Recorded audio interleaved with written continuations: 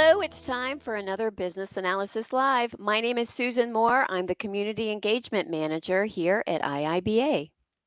And I'm Scott Bennett. I'm the Manager of Business Analysis here at the International Institute of Business Analysis.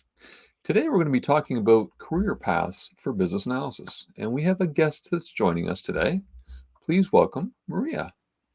All the way from Australia. Thanks for joining us today, Maria. We are so happy to have you. Um, tell the audience a little bit about yourself. Thank you so much for having me. I'm super excited to be talking from on the other side of the world, bright and early here in Australia. I have been in a business analysis space for over a decade, shows my age, and I'm a very passionate, coach and career expert, shall I say, in business analysis space. I have seen the path of my personal path through getting from small business junior level to excelling in different ways and moving between different parts. Hence, I have gone through the journey of writing a book about business analysis. That's how much passionate I am about building capabilities, people, and getting people to learn from what I have learned over the years. That's wonderful. Yeah, that is true commitment when you write a book. So I have written a book, and you really got to love that topic because you are sitting with that content for quite a while. So Maria, we actually got to know you because you spoke in a panel discussion a couple of months ago here at IIBA, and one of the things that really struck our audience was your talk on career progressions. And we've all been doing this for a little bit.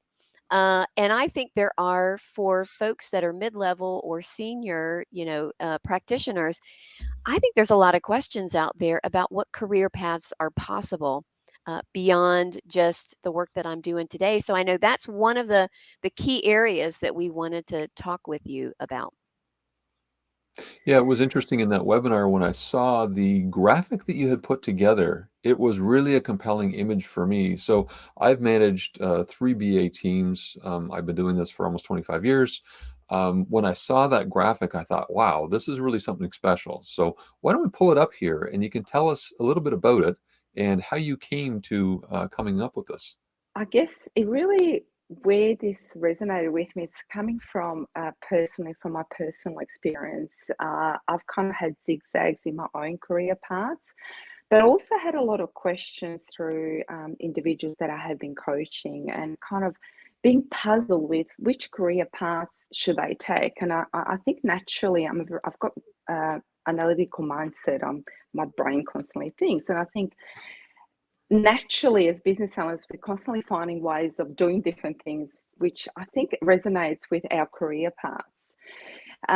So where I kind of thought really in essentially when we look at our business analysis, there's business analysis, but there's also, if you look at a technical analysis, career progression.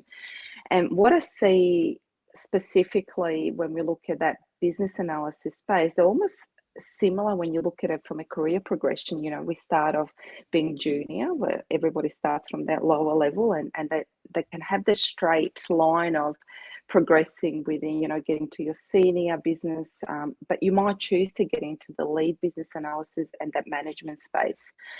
What I found difference between business and I guess technical is that technical analysis really needed to be technically focused and having the technical knowledge. What I've seen in that technical space is that programmers and that kind of technical level of individuals have actually started to progress in that technical space and getting in that kind of level and working their way up to potentially management level, or looking at the other I think pathways within that architecture space as well, because they might choose not to get into that management level. And I've got the other side because I've adventured and I'm currently doing totally different role is looking at that relationship building. And as we all venture into the agile environments, we get into the product owner and those management levels.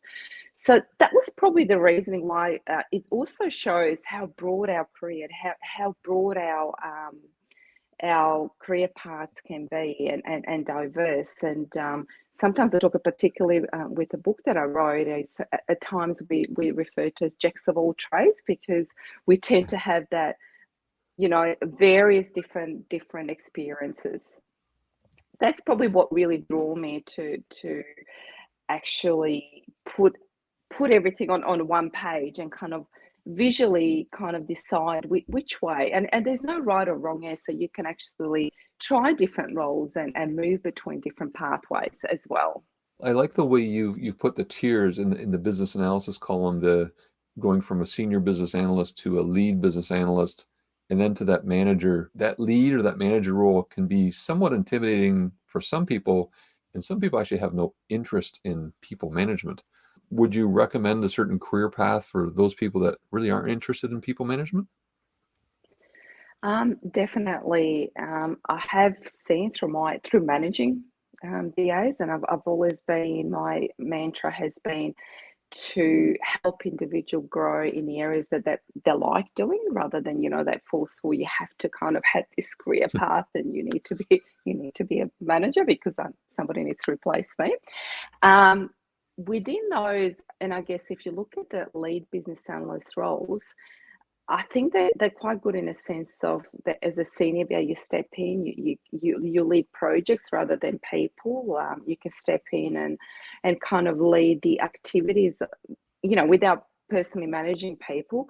But the other way of looking at it, and I've seen in recent times that these lead business analyst role can lead to strategic analysis, and also business architecture, for example, is one way of kind of expanding your career, but also looking at working very closely, having that strategic mindset, and working closely on business goals, and perhaps taking on the business architecture level, and that can take you obviously additional certifications, looking into potentially Six Sigma, and kind of working in that space. The other avenue, and I've chosen myself to take on, is getting into relationship and partnership building, where you're working within the business and being that Okay. conduit between the business and the architecture, building that pathway. So there's a lot of options that you might potentially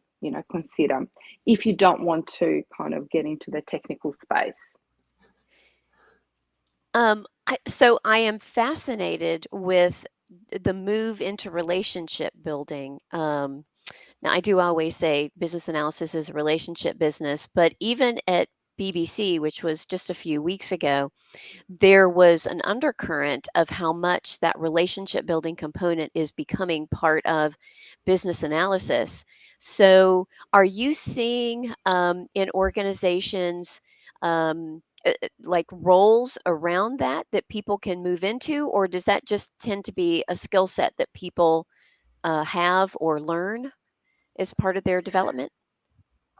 Definitely the roles, particular that I've seen in an organisation that I'm currently in, and around different, they're actually creating roles, and they're calling it technology engagement partners. And within the technology space, what these roles are designed to is to help, and I think business analyst is fitting quite well in his role, is that they can manage the technology side, and I guess initiate projects that are happening, and also understanding business needs, and kind of translating and working with the business so they can understand that kind of business, talking the business language, but where that actually add value when you talk about looking at our skill around communication, collaboration, and stakeholder management, is where this really helps, because what we have seen, that the problem that and challenges that organization face, is that there's always still that we see that you've got the technology driving their own initiatives, particularly if we look at their strategic and seeing the whole, if I use the IIBA terminology, that they're struggling to kind of get their projects aligned and getting the visualization of the objectives that the business is trying to achieve. And at times, what I've seen, those projects, for example, don't get in on the IT doability perspective. So BAs play a major role in kind of building that relationships and helping business get, getting their objectives and vision recognized within technology space, so they can see where the value is added, and so that their projects are getting on a priority, so they can understand the risks from an organizational perspective and costs. So I see that as quite an important role, and I'm personally doing that role myself. And my title at the moment is Technology Engagement Manager, and I'm sitting within the marketing and growth space. And I personally, as you asked the question, even myself, always continuously growing and learning, is I actually had to learn how to translate things in a pure, simple English language for a market and growth space, because their technology understanding is totally, they're at a different level in that space. Right. Yeah, and I've seen a parallel in Canada. So I'm based in the Greater Toronto area. I worked for a large financial institution, and they had a role called account manager, which was very similar to what you're describing, in that they would understand the broader context of what that business unit was looking to achieve and help translate that down to projects and prioritization. It's interesting to hear that. Maria, you said your role is a technical engagement manager. So do you sit on the business side or the technology side? I actually, interesting enough, and it is a new role.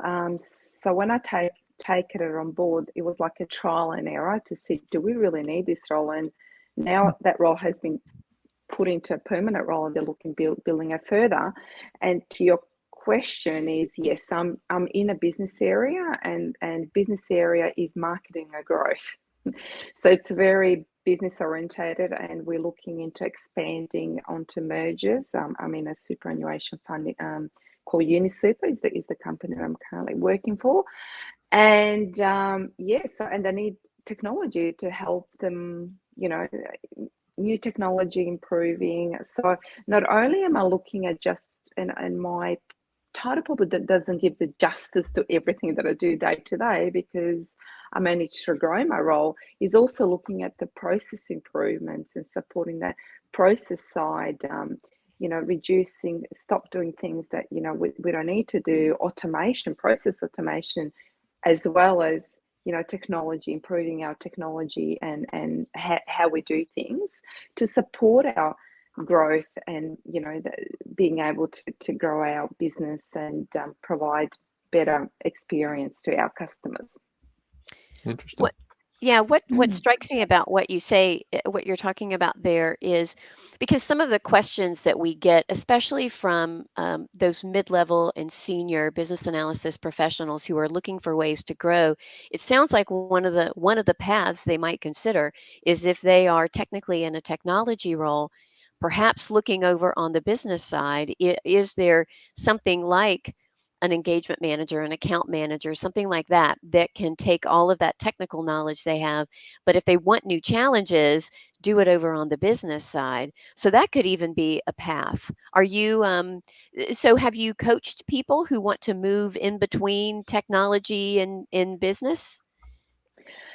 I have actually, and I've got a really good case scenario. Hence, what supported me putting this actually diagram together. If I'm being honest, I have had an individual that I coached, and that person was actually puzzled. Do I continue with my technology path, or do I go on on that more business analysis side? And what helped in coaching, not only just the certification CIBA, that definitely helps. She needed to actually get more, I guess, in a business sense, business analysis, learn how to translate those technical requirements and the way, your stakeholder engagement, writing the business requirements, to actually going into the senior business analyst. So she still got recognized to be at the senior level, but she just had to get more experience in that, the business stakeholder engagement. And what she discovered is that interesting pathways, and she's recently approached me to go, I've got this opportunity now, because through seeing and getting that bit of exposure to the business requirements and getting to the vision and the strategic space, she's had the opportunity to try as a project manager, because they've seen that, her knowledge and her passion, and she's like, well, do I try this? And obviously comes to setting out your goals as well, that what you want to achieve, next 5 years. And I said, everything that you do kind of is a great mindset, gives you opportunity to do different things. And she's actually ventured into project management. Oh, so totally going from the technical to project management. However, a good thing to remember is that we do have a lot of technology projects. So those skills would also add value when you're on the business side, that you can translate your technology knowledge and guide the business in the right direction, and being able to speak to them in those more business and business, or shall I say simpler English, being able to explain to them. So yeah, that was very interesting.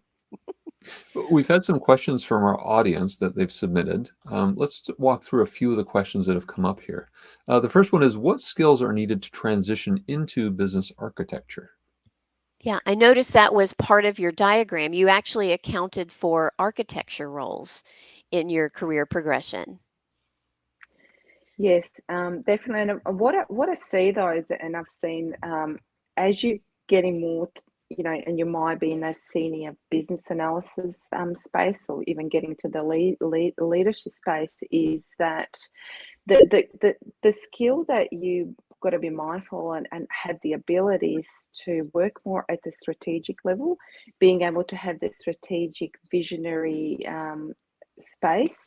Again, I refer a lot to IIBA, because within those certification and BABOK, if I know the BABOK inside out, if you're looking at the scene, the whole, and vision, it's really looking at your vision, strategy, being able, stakeholder management capability. That pathway also, I would suggest looking at, and things like Six Sigma, and being able to kind of work at that, those, and I've put in purposely capability model, because it's really looking at that vision at the high level, and then driving those initiatives. So I think it could be a next career progression for somebody that is in a senior business analyst level. I do believe that you need to have at least, over 8 years. I put it years, I guess, always show, your experience, that you could kind of take on that pathway and get into business architecture. Oh, very good. Yeah, I think we do get a lot of questions on that architecture one. So we've got another question here. Again, we tend to get a lot of questions from our senior professionals. So I'm an experienced BA and I want to move out of business analysis. So what would be the next logical role or roles? What are the things that I might look for? So some of the things that you might want to consider, one pathway, if you ever consider technical analysis, it could be that space. Obviously, there could be some challenges crossing over straight into the technical analysis. The other pathway, similar to what I have done, is if you want to get into relationship, getting into those relationship partnership, I think it's a really good segue of using your professional skills as a business analyst, but also building relationship and I guess learning something new and working at that strategic level. The other roles that are really, I guess, popular, what I've seen a lot of senior BAs transitioning into product owner and product managers within and I guess agile environments, as we already know that the kind of a lot of organizations are heading that way. You might want to even consider becoming a SME. I've seen transitions of business analysts becoming, having a really good understanding. For example, for me, being in a finance sector and spending a lot of time in a superannuation industry, you could almost become that SME, having a deep knowledge because there's such a complex topics, and you might provide that SME expertise knowledge as well. Or you might want to even choose, like I've had some of my coaching clients to get into even a project management role, if that's a pathway that you would like to take. But I think as our business analysts, you have such a broad skill set that I would also just follow your passion and your goal, and there's no right or wrong answer. You can try something else and always go back to your original role. Yeah, I think that's what I took away from your earlier story was try new things because you really don't know where you might find something interesting or something new to learn or somebody that really wants to help you to craft something that's perfect for you. Yeah. So, Here's another question we've got. What are some possible individual contributor paths I could take if I want new challenges, but not necessarily a manager role? We talked a little bit about that. Yes, we did, and that is just and I have over my decade of career in business analysis, and I'm not sure. I keep on going back to our analytical mindset. Is that quite often we love solving problems. We love being investigators, and when it comes to that people management, not everybody likes doing people management roles, and I Yeah. totally get it because they kind of end up being managing people rather than solving problems and so forth. My suggestion is, and we discussed that is keep on learning, keep on having that growth mindset, and try different directions. You could potentially, like we mentioned before, business architecture. You might want to get into and put your hand up to get into, for example, strategic analysis and try it out. It might not be for you, and I guess you can always go back to the senior leadership. If you get into the lead roles, I find them quite interesting because you're leading projects at work, but you can still a percentage of your time is spent actually doing business analysis. I didn't talk. If you look at it, technical analysis, and I guess there is also what I've seen a pathway around solution architecture where you get really technical and get into that solution architecture perspective. My suggestion is like keep on growing and keep on getting. It's important to get certifications. Just to support you and support that transition in doing different things. I would also suggest going on to IIBA, BA Specialization Model, which I know Scott will share a little bit later. Put it there. That it really explains different levels, different roles of what is out there, and also talks about certification. So I find it's a very valuable tool to go in and tap into, and kind of look at different ways of what you would like to do. yeah, I think there's potentially a lot of individual contributor kinds of roles in this model. Um, and also, I think this model, because it has different kinds of titles, these aren't the only titles out there, but it gives you ideas of things that you could be searching for. If you are looking for a particular job that'll take you in a different direction, there's a lot of keywords you could use from this model. Yeah, So, I like this model because on the top half here, it goes on the left from strategic to more technical on the right. So you can see there's a variety of business analysis roles there. And if we go down to the lower part here, it gets into more specialized areas. So if you're interested in cybersecurity or product ownership, there are various titles here as well to give you some ideas of what might be out there for opportunities. yeah. And like that's what I love. That's a beauty, and that's why I'm so passionate about business analysts. And I've stayed in this space for so long. Is that we've got different roles that we can take on, and not many industries have a luxury of being able to choose and follow our passion. And just as you mentioned, one of the other topics that I've been on recently seeing a lot is data, and looking into the data, and if performance, data space. So maybe that's something that also BAs that are passionate about data. I can't speak for myself. I think I'm more passionate about relationships and stakeholder management. Same. But if you love data, analytical, I've been actually having a lot of people approaching me and talking about data as well. So yeah. One last thought about that specialization model. So maybe instead of it having a name like a specialization model, we should call it the specialization flower, because it's like a bloom, and you can pick anywhere you want to go, and Pick a paddle. that's right, pick a petal, any petal. Yeah. It's funny you say that, Susan, because I ended up with the tree on my book, and when I started with the Oh, tree, I could not fit. I said it's only limited to the scope of of our knowledge, core competency, very much aligned to IIBA. And I thought, I can't fit it all in the tree. It's just small little leaves. yeah, that's right. So apparently you need blooms on your tree, and then everything would fit. So, So, well, Maria, you did mention that you've got a book coming up. Tell us a little bit about this book. yeah.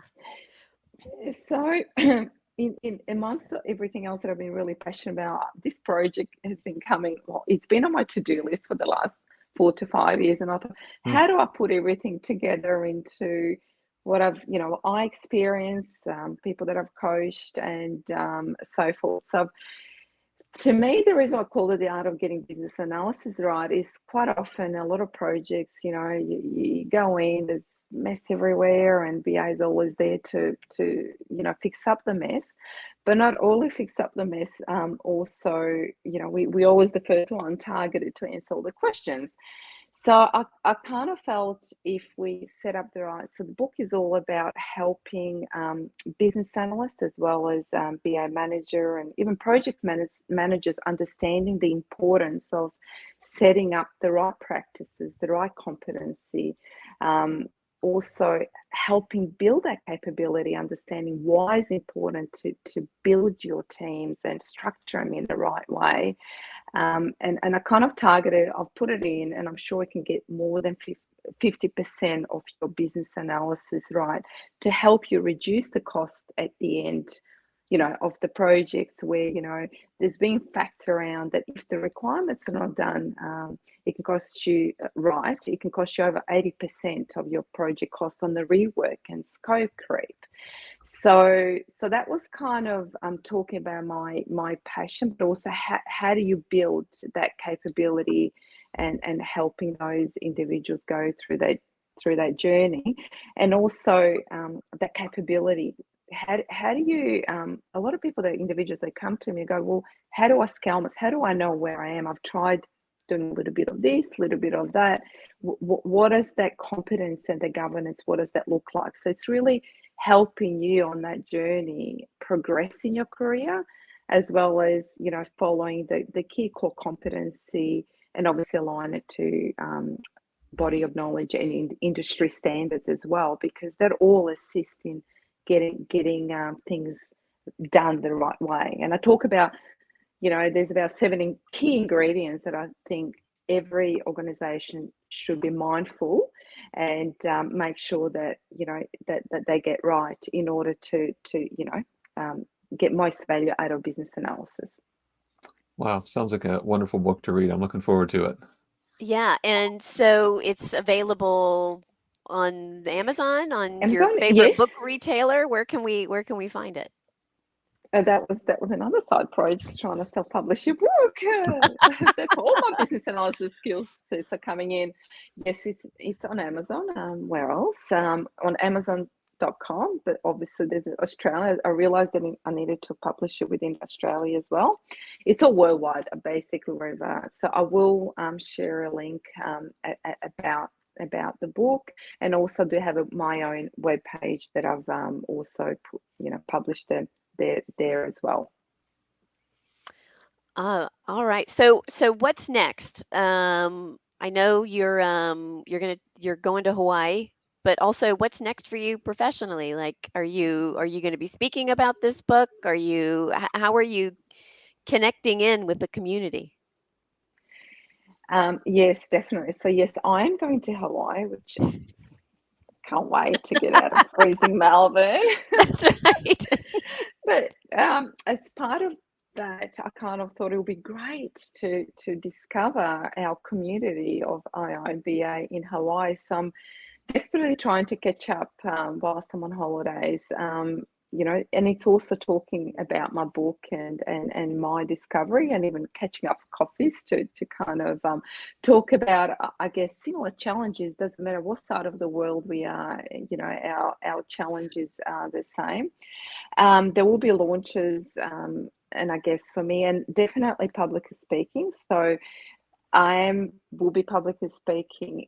I think you'll be in Australia physically. Mm, yeah. Upcoming festival that we have in October, Oh, that's and right. and I, Yeah. Yeah. yeah, and I guess like most of maybe even people online, I'm constantly learning and growing, and as a part of my own personal development, the next phase for me is the public speaking, talking about my book, and continuously, I guess, provide that leadership and becoming a better leader that I can. I did choose a path that I do enjoy, and I guess that management level, Scott, maybe like yourself.